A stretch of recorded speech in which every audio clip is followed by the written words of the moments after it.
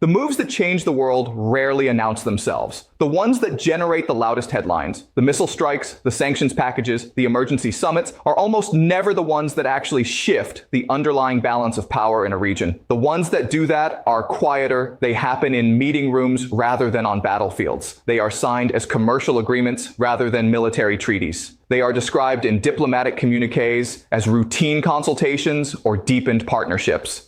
And by the time the analytical community assembles them into the picture they actually constitute, the shift they have produced is already locked in, already creating facts that the existing power architecture must now respond to from a position it did not anticipate occupying. That is what has just happened in the Middle East. A quiet move has been made. Most of the coverage has missed it entirely, and the portion that has noticed it has processed it through a framework that systematically understates its significance. The balance of power in the most strategically consequential region on the planet has just changed.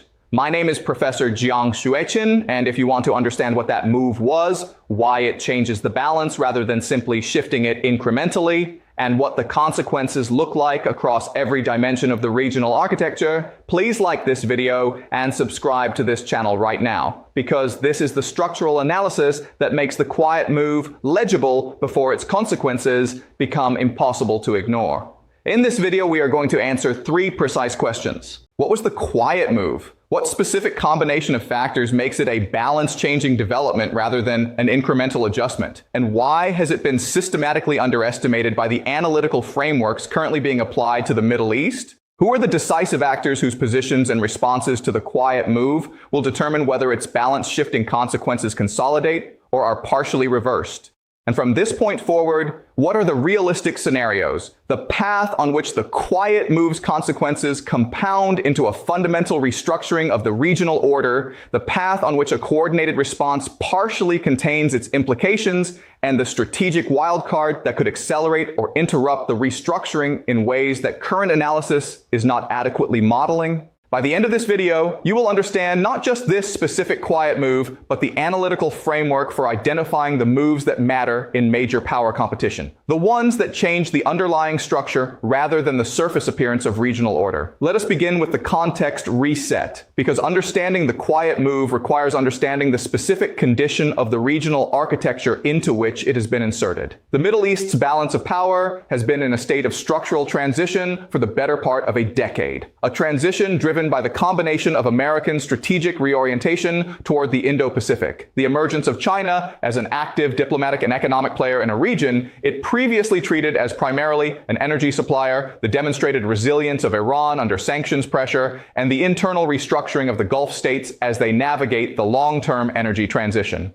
Each of these forces has been operating simultaneously and in ways that are individually significant and collectively transformative. The quiet move that has just been made is not the cause of this structural transition. It is the catalyst that accelerates it to a conclusion. The specific development that converts a gradual, multi-year shift in the underlying forces into a concrete, operational change in the regional balance that all actors must now navigate. Here is what has literally just happened. Across a period of approximately 6 to 8 weeks, a sequence of developments in 3 separate but structurally connected domains has occurred that individually appears to be within the established pattern of regional diplomacy, and that collectively constitutes a quiet move of balance-shifting significance. In the economic domain, a comprehensive infrastructure and energy investment agreement has been finalized between a major external power and a key regional actor. An agreement whose terms, buried in the commercial and technical detail that makes such agreements invisible to most political analysis, include provisions that create permanent economic dependencies of a strategic rather than merely commercial character. In the diplomatic domain, a series of high-level consultations has produced a security understanding, not a formal treaty, not a public commitment, but an understood framework of mutual expectations that extends the effective security umbrella of the major external power over the regional actor in ways that were not previously in place And in the military domain, a set of quiet but verifiable changes in the positioning, capability, and operational relationship of specific military assets has created a new on-the-ground reality that changes the risk calculus of every actor contemplating military action in the relevant theater. None of these three developments in isolation would constitute a balance-shifting move. Their combination, executed simultaneously and designed to be mutually reinforcing, does. The prior context that makes this specific quiet move so consequential is the specific vacuum that it has filled. The American strategic reorientation toward the Indo-Pacific has created a presence and commitment gap in the Middle East that multiple actors have been attempting to fill for the better part of a decade. Previous attempts to fill that gap through regional multilateral frameworks, through bilateral security agreements among regional actors, through expanded Gulf state defense investments, have produced partial and unstable results because none of them address the fundamental structural requirement: a major external power with the strategic weight, the economic resources, and the political will to underwrite a new regional security architecture. The quiet move represents the first credible candidate for that role since the American reorientation began, and the actor making it has structured its approach specifically to exploit the gap between what the American reorientation has withdrawn and what the existing regional architecture has been unable to replace. The media narrative is covering the individual components of the quiet move as separate stories: the investment agreement as a business development, the security understanding as a diplomatic footnote, the military positioning changes as routine operational adjustments. Each of those characterizations is technically defensible in isolation. None of them captures what the three developments mean in combination, because the combination is the move and the combination is what the analytical framework needs to process. The failure of the coverage to perform that combination is not a failure of individual reporting. It is a structural feature of the way that political and analytical media is organized, around domains, around beats, around the individual story, rather than the cross-domain synthesis that reveals the structural significance of what is actually happening. That structural feature of the media is what makes quiet moves possible, and it is what this video is designed to compensate for. Now let us build the power map, because the quiet move has been made in a specific environment of actor interests and structural positions. And understanding that environment is the foundation of understanding both the move's design and its consequences. Start with the actor making the quiet move.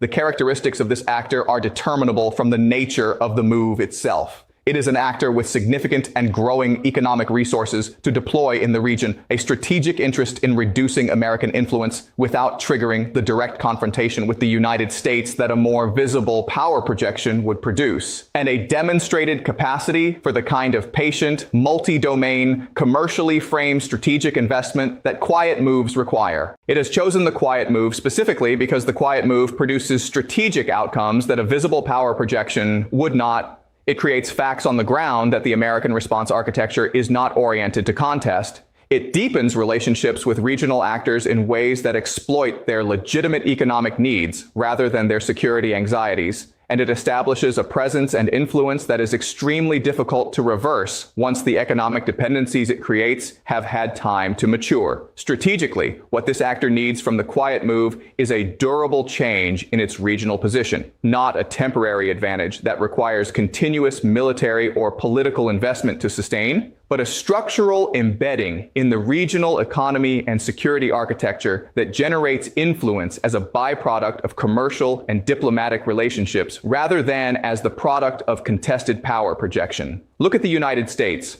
Publicly, Washington is processing the components of the quiet move within the established analytical frameworks. The investment agreement as a commercial matter, the security understanding as a diplomatic development to monitor, the military positioning as a routine change to track. Strategically, what the United States actually needs at this moment is a fundamental reassessment of whether the regional architecture it has been managing since the Cold War is still intact, or whether the quiet move represents the operational beginning of its replacement. The biggest constraint on Washington's capacity to perform that reassessment is the combination of analytical framework inertia.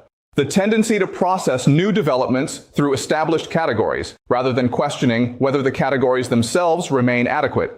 And the strategic attention competition between the Middle East and the Indo-Pacific that the American reorientation has produced An analytical establishment that is oriented toward the Indo-Pacific as the primary theater of great power competition is systematically less well positioned to recognize a balance-shifting move in the Middle East than one that treats both theaters with equal analytical priority. Look at the regional actor that is the primary beneficiary of the quiet move. This actor has accepted the quiet move's terms not because it has abandoned its existing relationships, but because it has made a specific calculation about the marginal value of deepening its relationship with the moving actor relative to the marginal cost of the American response that deepening will generate. That calculation reflects a judgment, made deliberately and with full awareness of its implications, that the American security commitment to this actor is less reliable, less economically beneficial, and less politically sustainable over the relevant time horizon than the alternative that the quiet move represents. Understanding that judgment and the specific evidence base that has produced it is essential to understanding both the quiet move's structural significance and the response required to contest it. The actor has not turned away from the United States in a moment of opportunism. It has reached a considered conclusion about comparative reliability, and that conclusion will not be reversed by rhetorical reassurances from Washington without a substantive change in the material basis on which the conclusion rests. Look at the other regional actors whose positions are directly affected by the balance shift that the quiet move has produced. Each of the significant regional powers, the Gulf states not directly involved in the quiet move, the regional actors whose security relationships with the United States have defined the existing architecture, the non-state actors whose operational environment is shaped by the balance of power among the state actors, is now making a recalculation. The recalculation is not primarily about the quiet move itself. It is about what the quiet move signals about the trajectory of the regional order, whether it represents the beginning of a sustained shift toward a new external powers primacy, a temporary distortion that will be corrected by an American response, or the crystallization of a new multipolar regional architecture in which no single external power holds the position that the United States has occupied since the end of the Cold War. Each of those trajectories implies a different optimal strategy for regional actors, and the uncertainty about which trajectory is correct is itself a source of strategic instability. It increases the probability of hedging behavior, competitive positioning, and miscalculation. Look at Iran. Because its position relative to the quiet move is the most structurally significant of any regional actors. And it is the position that most directly determines whether the quiet move accelerates or moderates the specific conflict dynamics that this channel has been analyzing throughout this series. Iran is a direct beneficiary of the balance shift that the quiet move produces. Any reduction in the cohesion and effectiveness of the American-led regional architecture is a strategic benefit for an actor that has been the primary target of that architecture's coercive instruments for 4 decades. But Iran is also a potential constraint on the quiet move's consolidation, because the regional actor that has accepted the quiet move has its own complex relationship with Iran, and the stability of the new architecture that the quiet move is building depends on managing that relationship in ways that do not generate the kind of regional conflict that would destabilize the economic and security foundations of the move itself. Iran's response to the quiet move is therefore not simply supportive. It is conditional, and the conditions it will impose on the new architecture's development are a significant variable in the move's ultimate strategic consequences. Now let us turn to the structural facts, the hard realities that explain why this quiet move changes the balance rather than simply shifting it incrementally, and what the change actually means for the regional architecture going forward.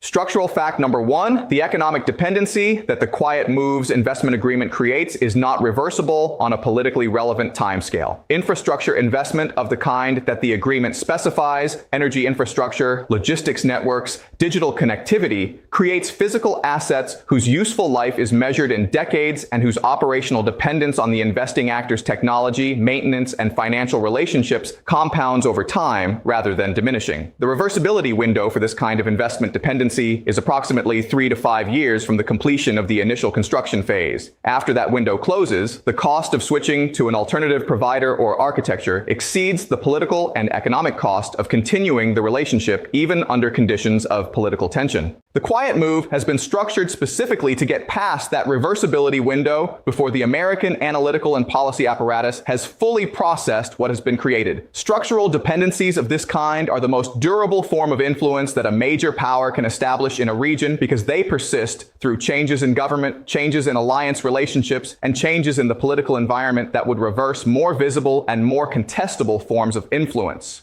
Structural fact number 2, the security understanding that the quiet move has established creates a new deterrence architecture in the region that the existing American-led response system was not designed to address. A security understanding that extends an external power's effective protection over a regional actor does not require a formal treaty or a military deployment to produce its deterrent effect. It requires only that the actors contemplating military action against the protected regional actor factor, the extended protection into their risk calculus. That factoring is already occurring among regional actors, and it is producing behavioral changes in the operational postures of potential adversaries, in the diplomatic calculations of neighboring states, and in the alliance management decisions of American partners that reflect the new deterrence reality, regardless of whether the security understanding has been publicly acknowledged or formally confirmed. Deterrence architecture changes of this kind are extremely difficult to reverse because they operate through perception and expectation rather than through physical capability. And perceptions and expectations, once established by a credible demonstration of intent, require sustained and costly signaling to revise.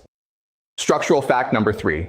The military positioning changes that are the third component of the quiet move have created on-the-ground facts that constrain the operational options of every other military actor in the relevant theater. Military presence, even at a modest scale, changes the operational calculations of potential adversaries in ways that persist independently of the political relationships surrounding the presence, because the physical reality of military assets in a specific location is a fact that must be accounted for in operational planning, regardless of the political interpretation placed on it. The quiet move's military component has been sized and positioned not to project power in the conventional sense, but to create specific operational constraints on the actors whose behavior it is designed to influence, to raise the cost and risk of actions that the moving actor wants to deter without requiring the kind of large-scale deployment that would trigger the American response that the quiet approach is specifically designed to avoid. Structural fact number 4, the timing of the quiet move,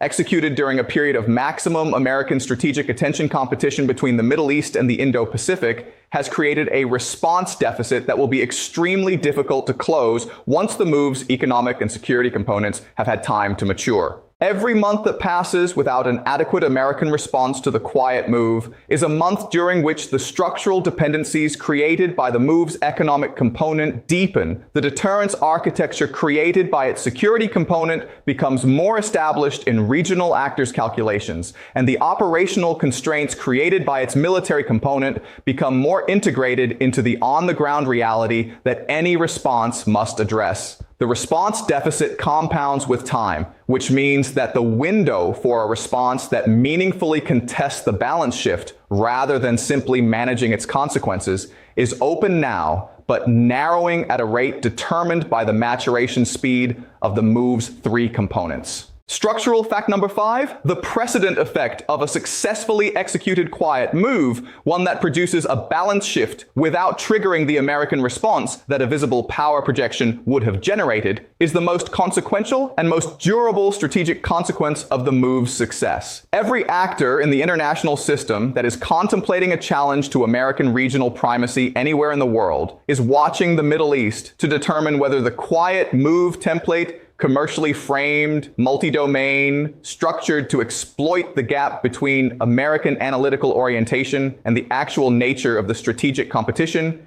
is a replicable approach that can be applied in other theaters. If the answer demonstrated by the Middle East is yes, the template will be applied in Africa, in Latin America, in Southeast Asia, and in every other region where American strategic primacy rests on a foundation of economic and security relationships that are more contestable than the visible military architecture suggests. From this point, 3 scenarios are possible. Let me walk through each with the precision and specificity that the moment demands. Scenario A is the consolidated restructuring path. The path on which the quiet move's 3 components mature without an adequate American or allied response. The structural dependencies they create become irreversible within the reversibility window, and the regional balance of power is fundamentally restructured around a new primary external actor whose influence is embedded in the economic and security architecture rather than projected through visible military presence. In this scenario, the balance shift compounds through a self-reinforcing dynamic. Regional actors that observe the move's consolidation adjust their own positioning toward the new primary actor, deepening the move's structural embedding and further reducing the cost of American re-engagement that a meaningful response would require. The regional order that emerges from this scenario is not one in which the external power that executed the quiet move is openly dominant in the way that the United States has been. It is one in which that power's influence is distributed through economic dependencies, security understandings, and operational constraints that make it a structural feature of the regional architecture rather than a contested political position.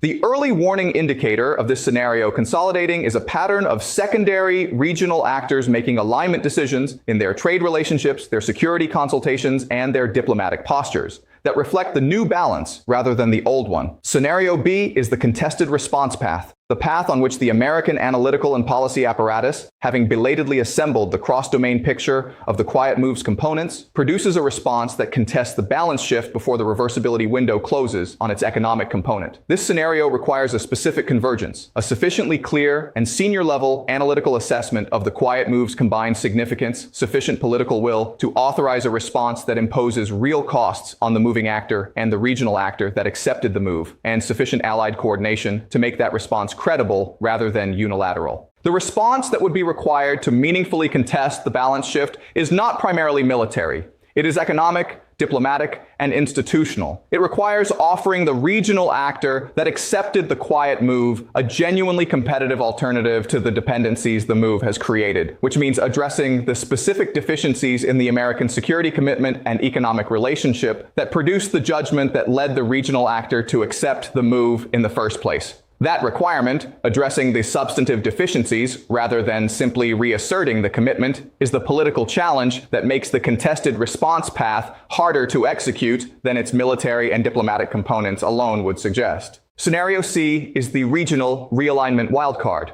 a development in which the balance shift produced by the quiet move triggers a cascade of secondary alignment decisions by regional actors that produces a new regional order more rapidly and more completely than either the moving actor or the United States anticipated. In this scenario, the quiet move's demonstration that the American-led regional architecture is contestable by a patient, multi-domain approach produces not a gradual adjustment in regional actors' calculations, but a sudden and simultaneous reassessment, a tipping point in regional alignment behavior where the accumulated weight of the structural shift produces a rapid, correlated realignment across multiple actors simultaneously. This scenario is the highest consequence wildcard because its speed and simultaneity exceed the response capacity of both the United States and the moving actor. Neither can manage a sudden, correlated realignment across the entire regional architecture, and the instability that such a realignment produces creates opportunities for a range of actors, including non-state ones, whose interests are served by regional disorder rather than any particular order. Watch for the signal of this scenario activating in the specific timing and coordination of secondary alignment decisions across multiple regional actors, a pattern of simultaneous rather than sequential alignment moves that indicates the tipping point dynamic rather than the gradual adjustment dynamic. Let me now bring this directly home, because the quiet move and the balance shift it has produced connect to your daily life through channels that are specific, quantifiable, and deserve clear articulation.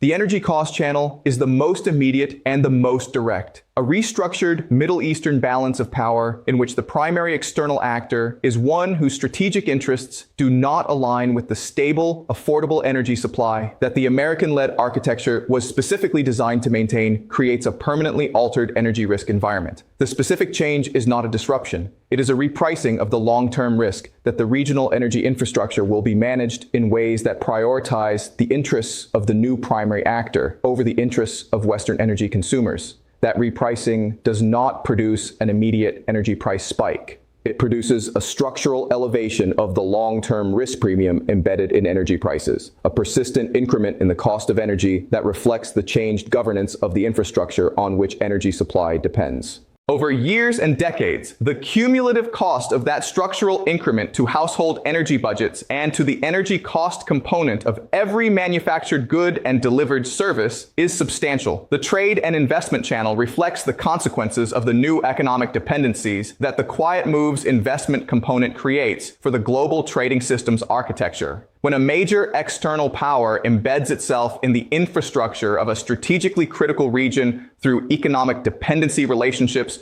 it acquires influence over the trade and investment flows that traverse that infrastructure. Influence that can be deployed selectively to favor its own commercial interests and disadvantage those of its competitors. The exercise of that influence does not require explicit coercion. It requires only the normal operation of commercial relationships in which one party has the ability to set terms that others must accept. For businesses operating in or trading with the Middle East, the quiet move's economic component changes the terms of engagement in ways that favor the moving actor's commercial ecosystem over alternatives. The security and defense spending channel represents the fiscal consequence of a balance shift that requires American and allied governments to increase their security investments to contest or compensate for the new architecture. A balance shift that occurs through a quiet move does not reduce the security requirements of the actors whose position has been weakened. It increases them because the new balance creates new vulnerabilities and new deterrence requirements that the old architecture was not designed to address. The increased defense spending required to respond to the new balance competes with the same social investment priorities that every previous defense spending increase in this analysis has competed with. And its fiscal consequences are as real and as politically significant at the household level as those of any more dramatic security development. The institutional and normative channel is the most abstract, but ultimately the most consequential for the long-term quality of the international system. The quiet move's success as a template for contesting American regional primacy without triggering the visible conflict that the existing international institutional framework is designed to manage and deter represents a specific form of institutional erosion, the erosion of the norms and expectations that make the American-led regional architecture a stable and predictable feature of the international order rather than a contested political position. When regional orders shift through quiet moves rather than visible conflicts, the institutional frameworks designed to manage the visible conflicts do not activate their deterrent and management functions. And the shift occurs in a normative vacuum that progressively degrades the credibility of those frameworks as instruments of order maintenance. My read on the current moment is this. The quiet move has been made, and its three components are in their early maturation phase. The reversibility window on the economic component is open, but beginning to close. The security understanding is establishing itself in regional actors' calculations, and the military positioning changes are creating operational constraints that will become more entrenched with each passing month.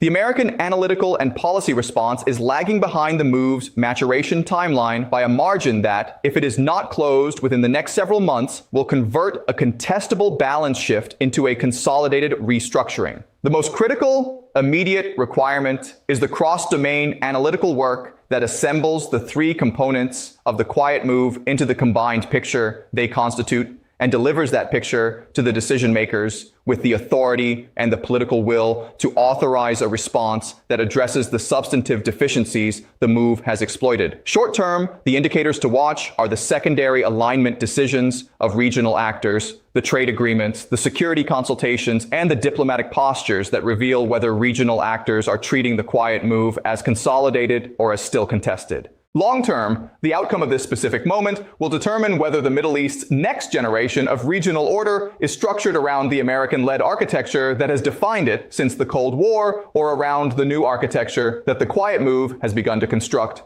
And that determination will shape the energy, security, and institutional environment of the global order for decades. The quiet move has been made, the balance has shifted. The window for a response that changes the outcome rather than simply managing its consequences is open but narrowing. The analysis exists. The cross-domain picture is assembling. The question is whether the recognition arrives in time for the response to be more than damage management. Do not follow the diplomatic headline. Do not follow the military incident report. Follow the economic dependency construction, the security understanding consolidation, and the operational constraint accumulation that together constitute the actual mechanism of balance change in the modern competition for regional primacy. That is where the real story of the Middle East's transformation is being written. quietly, deliberately, and faster than the analytical frameworks currently applied to the region are moving to read it. If you want to continue receiving this kind of structural, precise analysis before the events that confirm it have occurred, please like this video and subscribe to this channel right now and hit the notification bell so the next analysis reaches you when it matters most. News changes fast, structures change slow, know the difference, and that is precisely what we are here for.